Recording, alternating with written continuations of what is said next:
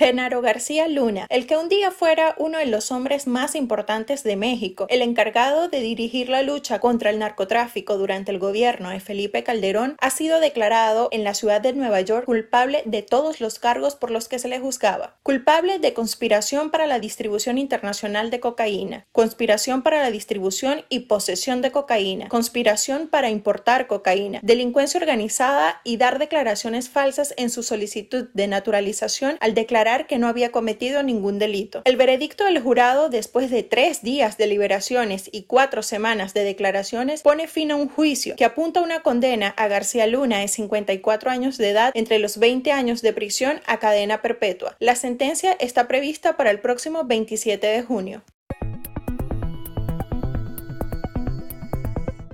El presidente ruso Vladimir Putin ha elevado el desafío a Occidente al asegurar que nada frenará su guerra hasta el final porque considera a Ucrania territorio histórico de Rusia. También anunció la suspensión unilateral del último acuerdo con los Estados Unidos, llamado Nuevo START, que va dirigido a la reducción y el control de las armas estratégicas nucleares, agregando que Rusia superará paso a paso, cuidadosa y continuamente los desafíos con los que se encuentre y que no se puede vencer a Rusia en el campo de batalla. Por último, calificó de un teatro absurdo la exigencia estadounidense de supervisar sus arsenales atómicos. Por su parte, el secretario de Estado de los Estados Unidos, Antony Blinken, calificó de muy decepcionante e irresponsable el anuncio de Putin, pero evidentemente seguimos dispuestos en cualquier momento a hablar con Rusia de la limitación de armas estratégicas, enfatizó Blinken.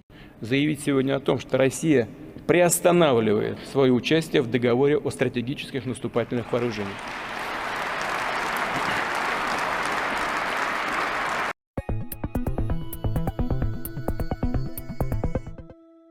Los gobiernos de Argentina y Chile informaron que ofrecen la nacionalidad a las más de 300 personas opositoras expatriadas en Nicaragua por orden del presidente Daniel Ortega. El gobierno de Chile arbitrará los medios legales necesarios para ofrecerles la debida protección internacional que les permita residir en el país y obtener así la nacionalidad chilena, donde voluntariamente decidan tomarla. Así lo indicó la Cancillería chilena en un comunicado. Chile es el país de la región que ha condenado con mayor contundencia el régimen liderado por Daniel Ortega y Rosario Murillo. Por su parte, el gobierno de Alberto Fernández en Argentina afirmó que también están en condiciones de otorgar la ciudadanía argentina a cualquiera de las personas nicaragüenses que han sido privadas de su nacionalidad por la administración de Ortega. Además, que el trámite es personal, por lo que si bien Argentina está dispuesta a otorgar la ciudadanía a las personas nicaragüenses afectadas, ellas tienen que requerirla.